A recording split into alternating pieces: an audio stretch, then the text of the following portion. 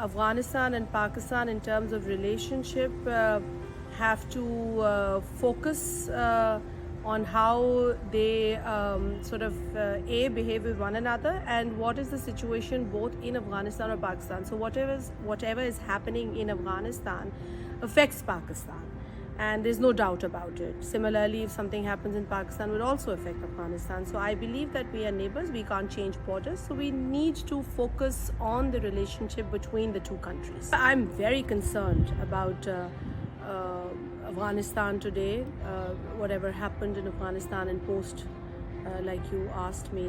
Yes, this is a matter of concern to me, and it is a matter of concern as a Pakistani in general, and particularly being a woman who is in politics in Pakistan, is vocal on issues pertaining to women within the country.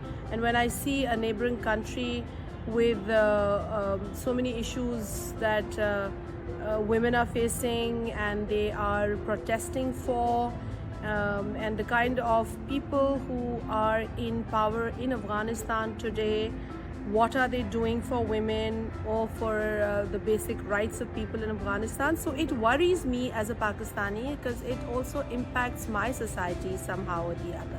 Pakistan is an independent country. I strongly believe that there are two different countries we're talking about here, but like I said, that these are two independent sovereign countries in the same region who share borders. So my message to the people in power in Afghanistan would be to have a more inclusive sort of plan if you are going to be looking at matters from the governing kind of lens.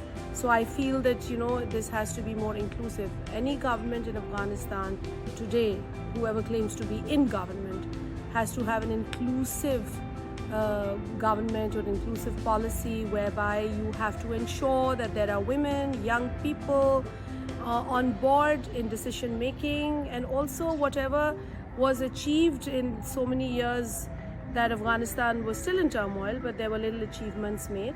There were women who had achieved a lot. There were women who were very vocal, who were in politics. I don't think that this Afghanistan should lose. And whoever is in government, for one, that's their own decision. But whatever they decide should be fair, and the society should be satisfied with the decisions, because if there's any kind of disturbance or any kind of human rights violation in Afghanistan, like I said before, Pakistan will also be impacted by it.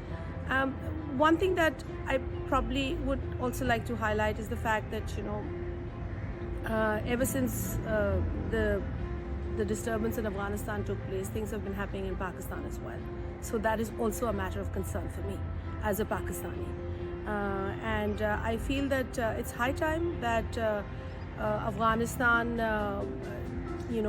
decides for its own people.